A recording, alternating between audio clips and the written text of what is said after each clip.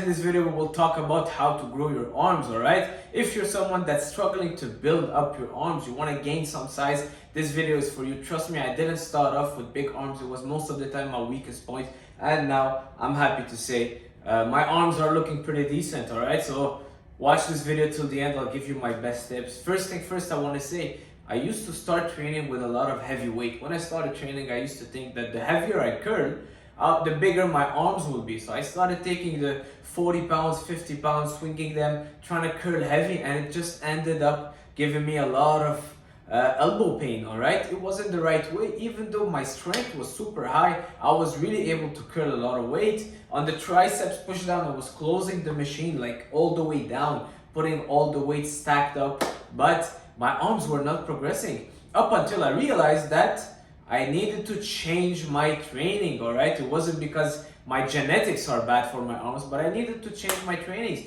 So first thing first I want you to focus on is lowering your weight. Chances are you want to build your arms, you're eager to kind of do more arm work, but then you end up going heavier because you're thinking the heavier you're going, the more results you'll get. So lower your weight and focus on doing the movement properly, alright? So that's the first thing. Lower your weight, do more reps. If you're someone that's doing 4 or 5 reps for arms, it's not gonna do you any good. Go for high reps. We're looking at 10 to 15 reps, alright? That's what will work better for arms. It's a small muscle group, alright? You don't want to go super heavy on arms. It's a smaller muscle group. You'll end up getting injured going super heavy low reps. Go for more higher reps and lower your weight. That's number one. Number two, take more time. Take your time when you're working out. A lot of people will just be doing 1, 2, 3, 4, and for arms, it's very hard for you to feel it that way. You'll end up compensating with your shoulder, you'll be swinging. So take your time on the way down, which is more time under tension. So you really want to increase your time under tension.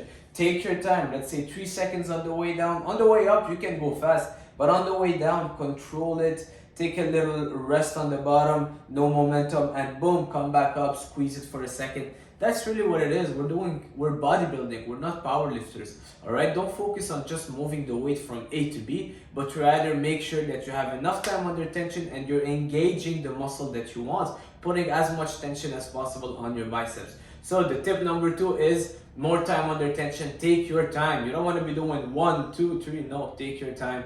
2 to 3 seconds on the way down, maybe 2 seconds. You don't want to be also too much on the other extreme where you're taking 5 seconds. All right, so that's tip number 2.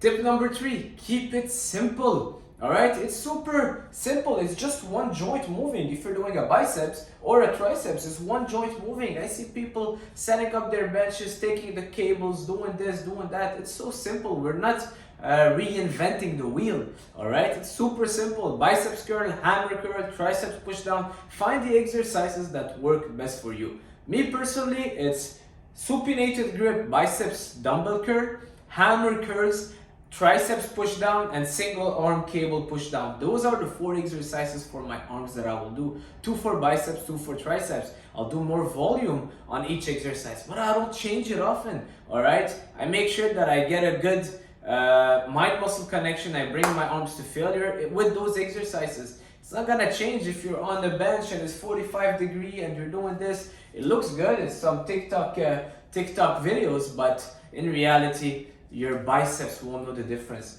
All right, just a second, let me see what my cat is doing. No problem, he's playing with the boxes. All right, so that was tip number 3, is keep it simple. Find the exercises that work for you for arms and stick to them. You don't need to change them. A lot of people are like, oh, I've been doing the same exercise for 3 weeks, I gotta change. No, who told you gotta change? You don't need to change exercise to improve.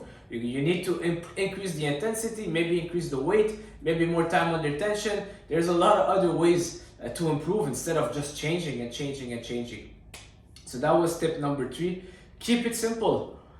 Now, tip number 4 is hit them more frequently, but with lower volume. So I'll explain myself. Let's say you're doing a chest workout. At the end of your chest workout, your triceps are already almost pre-exhausted, all right? So you'll just go on the triceps push downs and you'll do a couple sets, and your arms, your triceps at least, will be almost at failure. So you don't need to do huge arms workout. I don't do an arm day, because for me, when I'm doing my chest, I'm hitting my triceps indirectly. I will finish my triceps off with a couple sets of triceps which will take me maybe 10 minutes after my chest workout. Same thing for biceps. After my back workout, I'll do a couple sets of biceps. After my biceps are already fried, I'll do a couple sets of biceps curl and I'm done. All right, so I'll be hitting my arms more frequently. When I'm doing shoulders, I'll do a little bit of triceps also to get more triceps engaged. So that's my way of doing my arms, and that's how it's worked best for me. I don't dedicate a whole day for arms because for me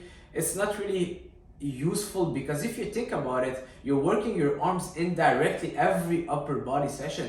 All right, so why would you go and really destroy them, and then it's gonna affect your next upper body workout because your arms will be too sore. All right, that's not the way of training arms. You gotta really stimulate them instead of annihilating them. So instead of really destroying them, just stimulate them. Get a good arm pump after your biceps, after your arm back workout. Get a little bit of a triceps pump after your chest workout, and trust me, you keep that blood in there and you force them to grow. Hit them more frequently and they will go to failure. Arms go to failure super easily. All right, small muscles after your chest workout, you need a couple of sets of triceps, and trust me, they're already fried. There's gonna be no point of doing an hour of arms.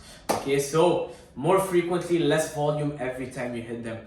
So that's it for my best tips for growing your arms. If you're someone that has been struggling with arms, do not give up. Every muscle can grow. I really believe that. A lot of people blame everything on genetics without really putting the work at the gym.